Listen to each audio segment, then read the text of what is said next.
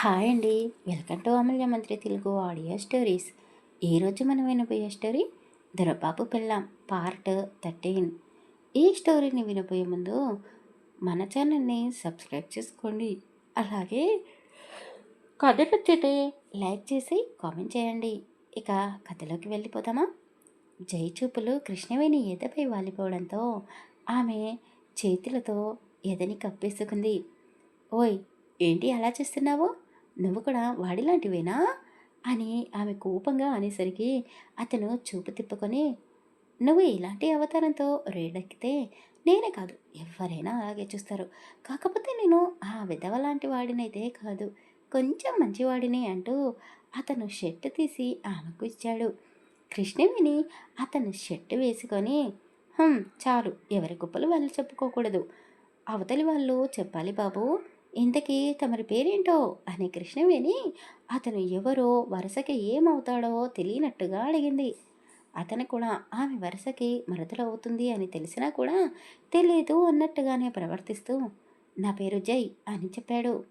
మరి నీ పేరేంటి అని అతను అడిగాడు. నా పేరు కృష్ణవేణి అని ఆమె చెప్పగానే అతను నవ్వుతూ, ఓహో, అందుకేనా ఒక్కచోట కుదురుగా ఉండకుండా అటు ఇటు ఆ నదిలో ప్రవహిస్తూనే ఉన్నావు అని అన్నాడు. అందుకు ఆమె ఒక నవ్వున వేసి, ఓహో, నదుల పేర్లు పెట్టుకున్నంత మాత్రాన అలా ఒక చోట కుదురుగా ఉండకుండా ఉంటారా జనాలు అని అడిగింది. ఏమో, నాకు మాత్రం నిన్ను చూస్తుంటే ఒక ప్రవహించే నదిలాగే కనబడుతున్నావు అని అతను అన్నాడు. అయితే జాగ్రత్త, ఈ నదిలో పడి నువ్వు కొట్టుకుపోగలవు అని ఆమె అన్నది. ఒక ప్రేమికుడిలా ఆ నదిలో కొట్టుకుపోయినా పర్వాలేదు, నేను మాత్రం ఆ నదిలో కలిసిపోతాను కదా అని అతను మనసులో ఆమెపై ఉన్న భావాన్ని మరో విధంగా మాట్లాడేది చెప్పేశారు. అతని మాటలు ఆమెకు అర్థమయ్యేట్టే ఉన్నాయి, కానీ అర్థం కాలేదు. ఏంటి, ఏమన్నావు, మళ్ళీ చెప్పు, అర్థం అవ్వలా అని ఆమె అడిగేసరికి అతను ఏమీ లేదులే, ఇంతకీ మీ నాన్న పేరేంటి, ఎవరింటికి వచ్చావు అని అతను అడిగేసరికి కృష్ణవేణి గుటకలు మింగుతూ ఉంది. వామ్మో, ఇప్పుడు మా అమ్మ పేరు, నాన్న పేరు, నానమ్మ, తాతయ్య పేర్లు చెప్తే ఈయనకి నేనెవరో తెలిసిపోతుంది కదా, అప్పుడు నాతో మాట్లాడడం మానేస్తాడేమో. ఈయనకు పెళ్ళయిందని తెలిసినా కూడా ఎందుకో మనసు పదే పదే ఇతన్ని చూడాలని, ఈయనతో మాట్లాడాలని కోరుకుంటుంది. ఇతనితో ఇలాగే ఫ్రెండ్షిప్ కొనసాగించాలి అంటే మా వాళ్ళ పేర్లు చెప్పకూడదు అని ఆమె మనసులోనే అనుకుంటూ ఉండగానే జై పొలంలోకి పనులు చేయడానికి అని వచ్చిన వాళ్ళలో కొందరు వయసులో ఉన్న అమ్మాయిలు కూడా వచ్చారు. ఒక అమ్మాయి మాత్రం రోజు కాలేజీకి వెళ్ళేది. ఆ రోజు హాలిడే ఉండడంతో ఆమె అతని దగ్గరికి పనికని వచ్చింది. పని చేయడం ఆమెకు ఇష్టం లేదు, కానీ జైకి సైడ్ కొట్టాలొచ్చు అని అతని పొలం దగ్గరికి వచ్చింది. అతను కృష్ణవేణి దగ్గరికి వచ్చి చాలాసేపు అవ్వడంతో అక్కడికి ఆమె జైని వెతుక్కుంటూ వచ్చింది. ఆమె కూడా అతనికి వరుసకి మరదలే అవుతుంది కాబట్టి ఆమె బావా బావా అని పిలుచుకుంటూ వచ్చేసరికి ఆ పిలుపు కృష్ణవేణికి అస్సలు నచ్చలేదు. ఆ అమ్మాయిని చూసి కృష్ణవేణి ఈర్ష్యపడడం మొదలుపెట్టేసింది. ఆ అమ్మాయి అందంగానే ఉంది, పనికి వచ్చినట్టు లేదు, పట్టి పరికిని వేసుకుంది, తల నిండా పువ్వులు పెట్టింది, చేతికి మట్టి గాజులు వేసింది, కంటికి కాటుక దిద్దింది, మెడలో సన్నటి మెరుస్తూ ఉన్న చేను, కాళ్ళ పట్టీలు సంగీతాన్ని పలికిస్తున్నాయి. ఆ అమ్మాయిని చూస్తే తెలుగుతనం ఒట్టుపడుతుంది. అంతటి అందమైన అందగత్తెని పక్కనే పెట్టుకొని ఎవరైనా సరే ఆమె వైపు చూపు తిప్పుకోకుండా ఉండగలరా? బావా అని పిలుస్తూ దగ్గరికి వచ్చి ఒక్కసారిగా నోరెళ్ళబెట్టింది ఆ అమ్మాయి. అప్పటి వరకు కృష్ణవేణి కూడా జైని సరిగ్గా గమనించలేదు, కానీ అతను షర్ట్ తీసేసి ఉన్నాడు కాబట్టి బనియన్ పని మాత్రమే ఉన్నాడు. అతని శరీర ఆకృతి స్పష్టంగా కనబడుతుంది వాళ్ళకి. కండలు తిరిగిన శరీరాన్ని చూడగానే ఆ అమ్మాయితో పాటు కృష్ణవేణి కూడా ఆశ్చర్యపోయింది. బావా, అసలు ఏంటి నీ మజిల్స్ ఇలా ఉన్నాయి, వాటిని చూస్తేనే నాకు చెమటలు పోసుకు వస్తున్నాయి. ఇక నువ్వు నన్ను గట్టిగా తాకితే నేను అసలు నలిగిపోతానేమో అని ఆ అమ్మాయి కాలి బొటనవేలుతో ముగ్గులు వేస్తూ నేలపై సిగ్గుపడుతూ అన్నది. అది చూసి కృష్ణవేణికి చిరాకు వేసింది. పెళ్ళైన వాడిపై కూడా మరీ ఇంత కామంతో కొట్టుకుంటున్నారేంటి అని ఈవిడ మనసులో అనుకుంటూ, ఎంతైనా జై నిజంగానే అందగాడు అని ఆమె కూడా మనసులో అతని గురించి ఏదేదో ఊహించుకుంటూ ఉంది. ఏంటి ఇక్కడికొచ్చావు? నీకు నేను ముందే చెప్పాను కదా! నా దగ్గరికి పనికి వస్తే పని మాత్రమే చేయాలి. ఇలా నన్ను ఫాలో అవుతూ ఎక్కడికి పడితే అక్కడికి రావద్దు అని ముందుగానే చెప్పాను కదా! అయినా మిగతా వాళ్ళు కూడా నీలాగే అటు ఇటు తిరుగుతున్నారా? లేదా పనులు చేస్తున్నారా? అని జై కోపంగా అనేసి అక్కడి నుండి వెళ్ళిపోయాడు. కృష్ణవేణి వంటిపైన జై షర్టుని చూసి ఆ అమ్మాయి మూత తిప్పుకుంటూ అతని వెనకాలే వెళ్ళడానికి సిద్ధమైంది. ఇంతకీ ఈ షర్టు జైది కదా? హ్మ్. నువ్వు షర్ట్ వేసుకొని మురిసిపో. ఎక్కువగా నా బావ వైపు మాత్రం అలా తినేసేలా చూడకు అని ఆ అమ్మాయి అనేసరికి కృష్ణవేణి అప్పుడు అర్థం చేసుకుంది. ఆమె కూడా అతన్ని ఏదోలా చూస్తూ ఉంది అని. ఏయ్! ఏం మాట్లాడుతున్నావు? నేను అతన్ని చూడడం ఏంటి? అయినా అతను నీకు బావయ్యలా అయ్యాడు. నువ్వేమైనా మేనమామ కూతురివా? మేనత్త కూతురివా? అని కోపంగా అడిగింది. ఏంటి? వరసైన వాళ్ళకి పుడితేనే బావా అని పిలవాలా? అయినా మా అజ్జయ్య బావకి ఊరంతా మరదళ్ళే ఉన్నారు తెలుసా నీకు? ఆయనకి కాబోయే భార్యని నేను అని ఆ అమ్మాయి చెప్పగానే కృష్ణవేణి నోరుల్లో పెట్టింది.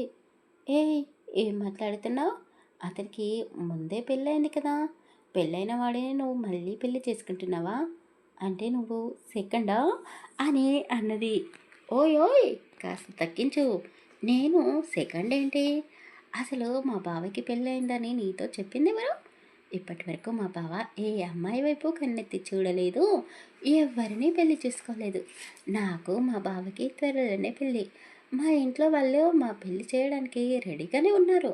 కానీ బావని ఒప్పించడానికి నేను నానా తిప్పలు పెడుతున్నాను. ఇంతకీ తమరెవరు?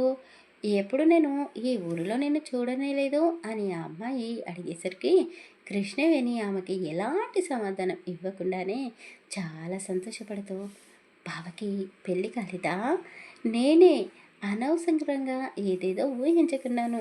అయ్యో! నేను ఒక మట్టి బుర్రని అని ఆమె తనని తానే తిట్టుకుంటూ ఇంటికి చేరుకుంది. ఇంటికి చేరగానే జై షర్టుని నీట్‌గా క్లీన్ చేసుకొని ఆమె గదిలోనే ఆరబెట్టుకుంది. ఆ షర్టులో అతని రూపాన్ని ఊహించుకుంటూ అతనితో ఎన్నో కబుర్లు చెబుతోంది. జై కూడా కృష్ణవేణిని చూసినందుకు చాలా సంతోషంగా ఉన్నాడు. ఒకరోజు కృష్ణవేణి రోడ్డుపై అలా నడుచుకుంటూ వెళుతూ ఉంది. జై ఒక అమ్మాయిని బైక్పై కూర్చోబెట్టుకొని అతని పొలం వైపుకు తీసుకుని వెళ్ళాడు. అది చూసిన కృష్ణవేణి చాలా కోపంగా ఆ బైక్ వెనకాలే వాళ్ళని ఫాలో అవుతూ వెళ్ళింది. నా బావని పట్టుకున్నా, కట్టుకున్నా అది నేనే. మధ్యలో ఇది ఎవతి? ఓహో! ఆ రోజు పొలంలో చూసింది దీనినే. అంటే దీనికి నేను చాలా గట్టిగానే సమాధానం చెప్పాల్సిందే అని ఆ బైక్‌ని ఫాలో అవుతూ వెళ్ళింది. జై ఆ అమ్మాయి ఒక ఆవిడతో కలిసి చెట్టు కింద నిలబడి మాట్లాడుతున్నాడు. జై చాలా కోపంగా ఉన్నాడు. అతని వాయిస్ కాస్త గట్టిగానే వినబడుతుంది. ఏం జరుగుతుందా అని కృష్ణవేణి దొంగచాటుగా ఒక చెట్టు కింద నిలబడి వాళ్ళ మాటలు వింటూ ఉంది. అత్త, నీ కూతురు పదే పదే నా వెనకాల తిరుగుతుంది. చదువుని నెగ్లెక్ట్ చేస్తుంది. చాలా బాగా చదువుకునే నీ కూతురు ఇప్పుడు అన్ని సబ్జెక్టులలో అతి కష్టంగా బోర్డర్ మార్కులతో పాస్ అయింది. ఇలా అయితే మీరు కష్టపడి చదివిస్తున్న దానికి ఫలితం ఉంటుందా? తనకి చదువుపైన ఇంట్రెస్ట్ లేదు. పెళ్ళిపైన ధ్యాస మళ్ళినట్టుంది. తొందరగా పెళ్లి చేసేయండి. నాకు తెలిసిన ఒక మంచి అబ్బాయి ఉన్నాడు. సంబంధం గురించి మాట్లాడనా అని జై అడగగానే ఆ అమ్మాయి వాళ్ళ తల్లి కళ్ళలోకి చూస్తూ అమ్మా అని అన్నది. ఆ తల్లి కన్నీళ్లతో కూతురు చేతులు పట్టుకుని ఏమైందమ్మా నీకు అని అడిగేసరికి ఆ అమ్మాయి ఏమీ చెప్పలేకపోయింది. తల్లిని పట్టుకొని గట్టిగా ఏడ్చేసింది. చూడు, మీ నాన్న చనిపోయిన తర్వాత మీ అమ్మ చాలా కష్టపడి నిన్ను పెంచి పెద్ద చేసింది. ఇప్పుడు నీ చదువుకి ఈ పొలాన్ని కూడా తాకట్టు పెట్టింది. తన గురించి ఆలోచించు. ఇక ముందు నువ్వు ఏం చేయాలనుకుంటున్నావో మీ అమ్మతో చెప్పు చెయ్యి. పెళ్ళి కావాలంటే పెళ్లి చేసుకొని అత్తారింటికి వెళ్ళిపో. లేదు, మీ అమ్మ కోరుకున్నట్టే చదువుకొని పెద్ద ఉద్యోగం చేస్తాను అని అనుకుంటే మాత్రమే చదువుకో. ఆలోచించి మంచి నిర్ణయం తీసుకో. ఎదుటి వాళ్ళని ఇకపై ఇబ్బంది పెట్టకు అని జై ఆ అమ్మాయి అతని వెనకాలే పడి అతన్ని ఇబ్బంది పెడుతుంది అని వాళ్ళ అమ్మతో నిజం చెప్పలేక ఆమెకు అర్థమయ్యేలా వివరించి చెప్పడంతో ఆ అమ్మాయి మనసు మార్చుకుంది. అమ్మ, నువ్వు కోరుకున్నట్టే ఇకపై నేను బుద్ధిగా చదువుకుంటాను. నేను ఒక రాణిలా చేసుకుంటాను. పెద్ద ఉద్యోగం చేస్తాను అని చెప్పగానే ఆమె చాలా సంతోషించింది. తల్లి కూతురు ఇద్దరూ కలిసి జైకి థ్యాంక్స్ చెప్పేసి ఇంటికి వెళ్ళిపోయారు. అది చూసిన కృష్ణవేణికి చాలా సంతోషంగా అనిపించి ఒక వీల వేసింది. ఎట్టి నుండి వీల శబ్దం వస్తుందా అని జై అటు ఇటు చూశాడు. చెట్టు పక్కనకు నిలబడి ఉన్న కృష్ణవేణి నీడ అతనికి కనిపించింది. అతను ఆమె వెనకాలే వెళ్ళి నిలబడ్డాడు. అది గమనించక కృష్ణవేణి దొంగచాటుగా అతన్ని చూస్తూ ఉంది. అతను కనబడకపోయేసరికి అయ్యయ్యో, ఎక్కడికి వెళ్ళిపోయాడు, ఇందాక ఇక్కడే ఉండాయి కదా అని అటు ఇటు చూసింది. అతను ఆమె వెనకాల నుండి ఇంకాస్త దగ్గరగా వెళ్ళి చెవి దగ్గరగా వంగి, ఎవరిని వెతుకుతున్నావు, నన్నేనా అని అడిగేసరికి ఆమె ఒక్కసారిగా ఉలిక్కి పడిపోయింది. చిటుక్కున అతని వైపుకు తిరిగింది. ఇద్దరి మధ్య దారం పోగంత గ్యాప్ కూడా లేదు. ఒకరి శ్వాస ఒకరికి తగులుతూ ఉంది. ఊపిరి తీసుకుంటూ ఉంటే ఆమె చెస్ట్ అతనికి తగిలేలా ఉంది. అంత దగ్గరగా ఉన్న ఆమెని చూడగానే అతని మనసులో ఏదో అలజడి మొదలైంది. నేను వయసుకు వచ్చాను, నేను ఒక మగవాడినే, నాకు నచ్చిన అమ్మాయిని కౌగిలించితే తప్పేముంది అని అతని మనసు చెప్పడంతో ఒక్కసారిగా ఆమెని అతని కౌగిలితో బంధించేశాడు. అలాంటి సిచ్యువేషన్ని ఎదురవుతుంది అని కృష్ణవేణి అస్సలు ఊహించుకోలేదు. ఒక బొమ్మలా బిగుసుకుపోయింది అతని కౌగిలిలో. ఆమెకి ఆ కౌగిలింత నచ్చుతుంది. కానీ ఆ క్షణం ఎలా స్పందించాలో ఆమెకి అర్థం కావడం లేదు. ఆ కౌగిలింతలో ఇద్దరికీ గుండె వేగం పెరిగిపోయింది. ఆమె ఊపిరి బిగపట్టి ఉంది కాబట్టి అతను ఆమెని ఇబ్బంది పెట్టలేక ఆమెని వదిలేసి కాస్త దూరంగా జరిగి సారీ అని చెప్పాడు. మొదటిసారి ఆమె మనసుకు నచ్చిన ఒక మగవాడి స్పర్శని ఆమె అనుభూతి చెందింది. కృష్ణవేణికి అతను సారీ చెప్పడం ఆమెకు నచ్చలేదు. ఎందుకంటే అతను ఆమె మనసుకు నచ్చాడు. అతనితో అతన్ని మొదటిసారి చూడగానే ఆమెకి కలిగిన అనుభూతి మాటల్లో వర్ణించలేము. పైగా అతను వరసైన వాడు, మేనత్త కొడుకు. రెండు కుటుంబాల మధ్య ఉన్న గొడవని పక్కన పెడితే ఆమెకి నచ్చిన వాడిని పెళ్లి చేసుకుంటే అందులో తప్పేముంది అని అనుకుంది. నేను ఎవరో బావకి తెలీదు. నా గురించి చెప్తే నన్ను దూరం పెట్టేస్తాడా? నాతో ఎప్పటికీ మాట్లాడాడా? నిన్న మొన్నటి వరకు బావకి పెళ్ళయిందేమో అని నేను భ్రమలో ఉన్నాను. కానీ బావ జీవితంలో ఎవ్వరూ లేరు. నాపైన ప్రేమ ఉందో లేక ఒక వ్యామోహమో తెలియడం లేదు. ఎందుకు ఈ కన్ఫ్యూజన్? నా మనసులో ఏముందో బావకి చెప్పేస్తాను. అలాగే నా ఫ్యామిలీ గురించి కూడా చెప్తాను. ఆ తర్వాత బావ ఏ నిర్ణయం తీసుకున్నా పర్వాలేదు. ఒకవేళ అతను నా ప్రేమని కాదంటే ఇంకెప్పుడు ఈ ఊరికి తిరిగి రాను. సిటీకే వెళ్ళిపోతాను. చూడగానే ఏదో ఫీలింగ్ అతనిపైన కలిగింది నాకు. బహుశా మాది రక్త సంబంధం కాబట్టి నాకు ఆ ధ్యాస వచ్చిందేమో. ఆ చిన్న గ్యాప్‌లోనే ఎన్నో విధాలుగా ఆలోచించింది కృష్ణవేణి. ఆమె గుండెలపై చెయ్యి పెట్టుకొని గుండె వేగాన్ని కాస్త తగ్గించుకుంది. సారీ కృష్ణవేణి, నేను కావాలని చేయలేదు. సారీ అని జై ఆమెకి చెప్పేసి అక్కడి నుండి వెళ్ళబోతూ ఒక్క అడుగు ముందుకు వేశాడు. కృష్ణవేణి అతని చెయ్యి పట్టుకొని ఆపేసింది. అతనికి ఆశ్చర్యంగా అనిపించింది. ఆమె కళ్ళలోకి చూస్తూ, ఏంటి, ఏమంది, భయపడుతున్నావా? నేను కావాలని చేయలేదు. అదేదో సడన్గా అలా జరిగిపోయింది. కావాలంటే నన్ను కొట్టు అని ఆమె ముందు తల దించుకొని నిలబడ్డాడు. కృష్ణవేణి అతన్ని గట్టిగా కౌగులించుకుంది. ఈసారి ఆశ్చర్యపోవడం అతని వంతు అయ్యింది. ఎందుకు సారీ చెప్తున్నావు? నాకు కూడా నువ్వంటే ఇష్టం, ప్రేమ. ఎప్పుడు ఎలా మొదలైందో నాకు తెలీదు. కానీ నిన్ను చూడకుండా ఒక్కరోజు కూడా ఉండలేకపోతున్నాను. నా పేరు కృష్ణవేణి. మా తాతయ్య రమణీయ, నానమ్మ బాలమణి, మా నాన్నగారు మహేంద్ర గారు, అమ్మ లలితమ్మ. వీళ్ళకు పుట్టిన ఏకైక కూతురిని నేను. మా నాన్నకి ఒక చెల్లెలు ఉండేదంట. ఆవిడ పేరు సుగుణ. ఆవిడ కూడా ఈ ఊర్లోనే ఉంటుందట. మా అత్తకి పుట్టిన కొడుకు పేరు జై. అందరూ దొరబాబు అని పిలుస్తారు.